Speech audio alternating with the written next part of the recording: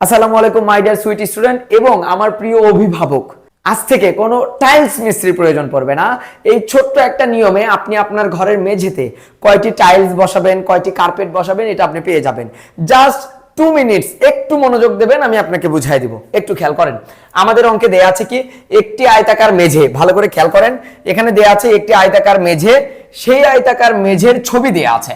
আমাকে বলছে এই মেঝেতে কোনো খালি জায়গা আমরা রাখবো না, না রেখে আমরা মেঝেতে বর্গাকার কার্পেট বসাতে চাই বা টাইলস বসাতে চাই। আমাকে মেঝেটা দেখেন, মেঝের দৈর্ঘ্য দেওয়া আছে আমার 48 মিটার। দৈর্ঘ্য দেওয়া আছে কত মিটার?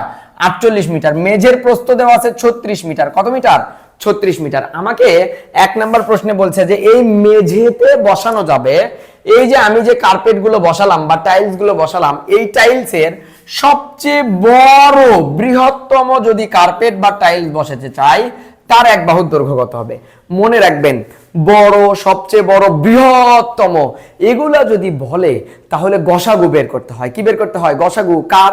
ওই যে মেঝের দৈর্ঘ্য এবং প্রস্থ দেয়া আছে, ওইটার গসাগু যত হবে এই মেঝেতে বসানো যাবে এমন বড় কার্পেট বা টাইলসের এক বাহুর দৈর্ঘ্য তত হবে। কথা ক্লিয়ার?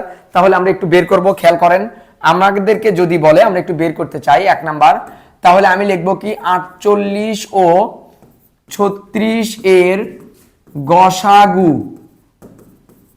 যত হবে বর্গাকার কার্পেটের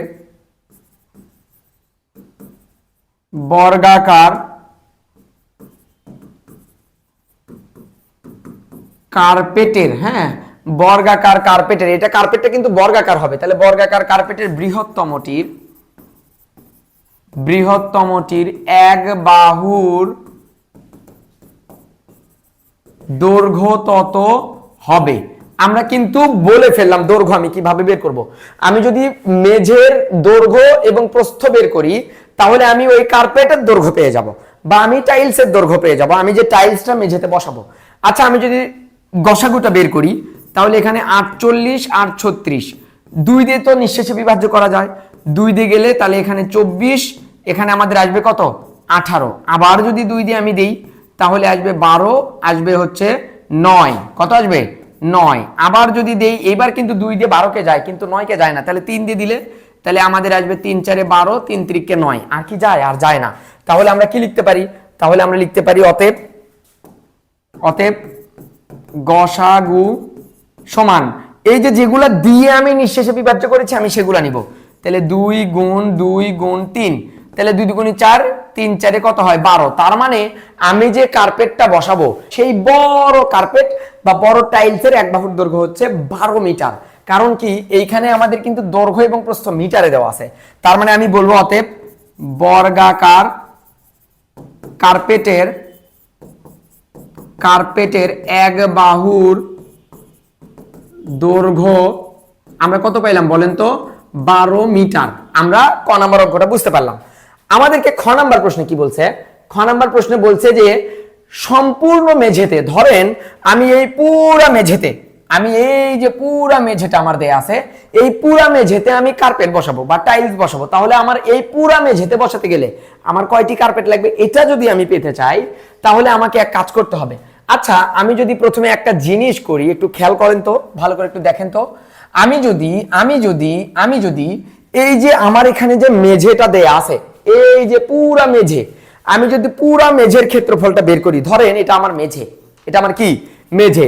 এই মেঝের ক্ষেত্রফলটা যদি আমি বের করি আর আমি যে টাইলসটা বসাবো সেই টাইলসের ক্ষেত্রফল যদি বের করি, তাহলে এই টাইলসের ক্ষেত্রফল দিয়ে যদি এই পুরা মেঝের ক্ষেত্রফলকে ভাগ করি, তাহলে কয়টা টাইলস বা কার্পেট লাগবে আমি পেয়ে যাব না? আমি সেই কাজটাই এখন করব। তাহলে আমি প্রথমে কি করব?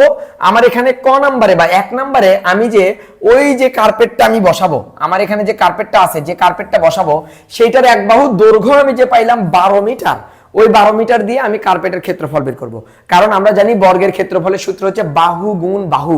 তাহলে আমি যদি একটু মান বের করতে চাই, তাহলে আমি লিখবো কি? আমি 2 নাম্বার দিয়ে লিখবো 1 হতে পাই কার্পেটের এক বাহুর দৈর্ঘ্য 12 মিটার। এটা আমরা কার্পেটের এক বাহুর দৈর্ঘ্য পাইলাম। আচ্ছা, আমাদেরকে বলো তো কার্পেটটা কি বর্গাকার না? তাহলে বর্গের ক্ষেত্রফলের সূত্র কি বাহু গুণ বাহু। তাহলে আমি লিখবো আমরা জানি বর্গের ক্ষেত্রফল সমান বাহু গুণ বাহু। এটা কি হবে? বর্গ একক। বর্গ একক। তাহলে আমরা যদি মান বসাই তাহলে বাহু আছে 12 গুণ 12, তাহলে আমি পেয়ে যাচ্ছি বর্গ, ওইখানে আছে মিটার, তাহলে এটা হবে বর্গ মিটার। আচ্ছা, তাহলে আমি যদি গুণ করি 12 গুণ 12, 2 দুগুণে 4, 2 একে 2, এক ঘর ফাঁকা, 2 একে 2, 2 এখানে আসবে 1, তাহলে 144।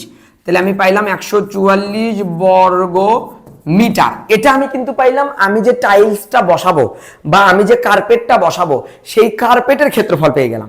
এবার আমি মেঝের ক্ষেত্রফল বের করব।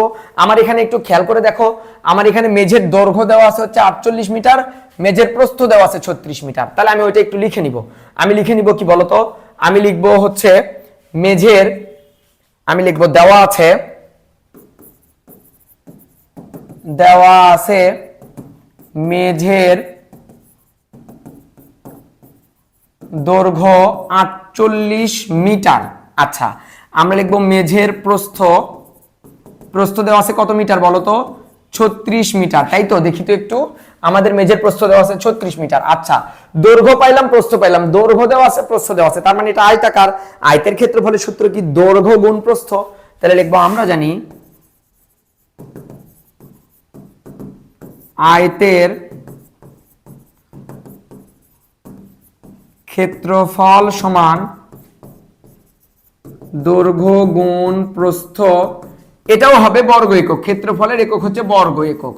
আচ্ছা, বর্গ একক। তাহলে আমরা দৈর্ঘ্য পাইলাম 48, প্রস্থ পাইলাম 36 বর্গ মিটার। আমি যদি একটু গুণটা করতে চাই তাহলে 48 গুণ 36, তাহলে 6 আসতে কত হবে বলো তো? 6 আসতে 48, 48 এর 8, হাতে থাকে কত বলো? হাতে থাকে 4, তাহলে 4 6 24, আর 4 যোগ করলে 28। আবার বলি, 6 আসতে 48 আর 8, হাতে থাকে 4, তাহলে 4 6 24, আর 4 যোগ করলে 28, এক ঘর ফাঁকা। আমরা যদি যোগ করি 3 আসতে 24, 24 এর 4, হাতে থাকে 2, তাহলে 3 4 12 13 14। আমরা যদি যোগ করি এখানে আসবে 8, এখানে আমাদের আসছে 12 2, হাতে থাকে 1, 6 এর 1 7, এখানে আসবে 1, তার মানে আমরা পাইলাম হচ্ছে 1728 বর্গ মিটার। আচ্ছা, আমি তোমাদেরকে আবার একটু বলি, একটু খেয়াল করো, আমি তোমাদেরকে আবার একটু বলি, দেখো এটা একটা মেঝে, এই মেঝের আমার এখানে দৈর্ঘ্য দেওয়া আছে 48, প্রস্থ দেওয়া আছে 36। আমি যে বর্গাকার কার্পেটটা বসাবো সেই কার্পেটের এক বাহুর দৈর্ঘ্য আমি পাইছি 12 মিটার। আমি যদি এই পুরা মেঝের ক্ষেত্রফল বের করি, বের করার পরে এই যে এইটুকু কার্পেটের ক্ষেত্রফল দিয়ে যদি পুরো মেঝের ক্ষেত্রফলকে ভাগ করি, তাহলে এরকম কয়টা স্থান আমরা পাবো বা কয়টা কার্পেট বা কয়টা টাইলস বসাতে আমরা পাবো সেটা কিন্তু আমরা পেয়ে যাব। তাহলে আমি এখানে কিন্তু বর্গের ক্ষেত্রফল পেয়ে গেছি। খেয়াল করো, আমি এখানে কিন্তু বর্গের ক্ষেত্রফল পেয়ে গেছি, আমি এখানে বর্গাকার কার্পেটের ক্ষেত্রফল যেটা সেটা পেয়ে গেছি, বা টাইলসের ক্ষেত্রফল পেয়ে গেছি। আমার এখানে কিন্তু মেঝের ক্ষেত্রফল আমরা পেয়ে গেলাম। তাহলে মেঝের ক্ষেত্রফলকে ওটা দিয়ে ভাগ করলে আমাদের উত্তর হয়ে যাবে না বলো? তাহলে আমরা যদি মান বের করতে চাই, আমরা তাহলে কি লিখবো? আমরা লিখবো সম্পূর্ণ মেঝেতে কার্পেট বসানোর জন্য কার্পেট প্রয়োজন। কার্পেট প্রয়োজন কতটি? এই যে 1728, এটাকে আমরা ভাগ করব কত দিয়ে বলো তো? এটাকে আমরা ভাগ করব হলো 144 দিয়ে। তাহলে আমরা যদি 144 দিয়ে ভাগ করি তাহলে আমাদের টি বের হবে, কয়টি কার্পেট লাগবে সেটা আমরা পেয়ে যাব। আচ্ছা, আমরা যদি ভাগটা একটু করে নেই, একটু খেয়াল করো, আমরা যদি ভাগটা করে নেই তাহলে আমাদের আসবে 144 ভাগ 1728, একবার দিলে হবে 144, এখানে আসবে কত? 4 আছে 12 হবে কত হলে? 4 আছে 12 হবে, এইদিকে 6 ওইদিকে 2, 8, হাতে থাকবে কত? 1 গেল 4 এর মধ্যে 5, 7 থেকে বিয়োগ করলে 2, এখানে আসবে 8, তাহলে 2 বার গেলে কিন্তু আমাদের আসছে 288। তাহলে আমরা পেয়ে গেলাম উত্তর কয়টি? 12টি। অর্থাৎ আমি যদি ওই মেঝেতে যদি আমি 12টি কার্পেট বসাই তাহলে আমার কোনো কার্পেট বা কোনো টাইলস ভাঙার প্রয়োজন পড়বে না। আমি পুরো অঙ্কটা তোমাকে আবার একবার বুঝে দিই, খেয়াল করো। আমরা প্রথমে কি করলাম? আমাদেরকে বলছে যে একটি আয়তাকার মেঝের ছবি দেয়া আছে, কোনো খালি জায়গা না রেখে আমরা মেঝেতে কার্পেট বসাতে চাই। আমাদেরকে 1 নম্বর প্রশ্ন বলছে মেঝেতে বসানো যাবে এমন বৃহত্তম কার্পেটের এক বাহুর দৈর্ঘ্য কত। বৃহত্তম বললেই গসাগু, আমার মেঝের দৈর্ঘ্য দেওয়া আছে 48, প্রস্থ দেওয়া আছে 36, তাই না? আমি ওখান থেকে বের করলাম 48 ও 36 এর গসাগু যত হবে বর্গাকার কার্পেটের এক বাহুর দৈর্ঘ্য তত হবে। আমি পাইলাম 12, তাহলে বর্গাকার কার্পেটের এক বাহুর দৈর্ঘ্য আমরা পাইলাম 12 মিটার। কেন মিটার হবে? আমার এখানে দৈর্ঘ্য মিটার, প্রস্থ মিটারে দেওয়া আছে, তাই তো? আচ্ছা, 2 নাম্বার বলছে কি সম্পূর্ণ মেঝেতে, অর্থাৎ ওই মেঝেতে যদি আমি কার্পেট বা টাইলস বসাতে চাই তাহলে আমার কয়টি কার্পেট বা টাইলস লাগবে। এটার জন্য আমি এখানে যে বর্গাকার যে কার্পেট বসালাম সেটা তো এক বাহুর দৈর্ঘ্য আমি পেয়ে গেছি, সেটা দিয়ে আমি ক্ষেত্রফল বের করব। আচ্ছা দেখো, খেয়াল করো আমি কি করলাম এখানে, দেখো একটু মনোযোগ দাও। আমি প্রথমে আমাদের যে এক হতে পাই কার্পেটের এক বাহুর দৈর্ঘ্য আমরা পাইছি কত, 12 মিটার। কত মিটার?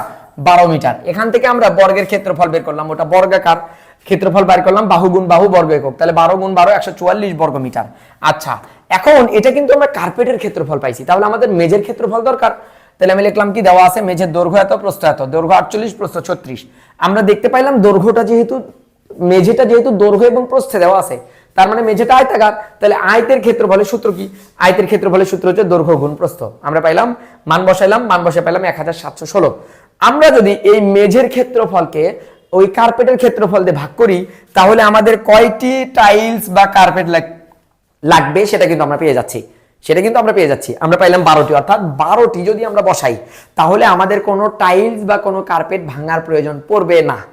কি তোমরা কি, আপনারা কি, আপনাদের বা তোমাদের স্টুডেন্টদেরকে তুমি, আপনাদেরকে আপনি এখন কি টাইলসের সংখ্যা নির্ণয় করতে পারবেন?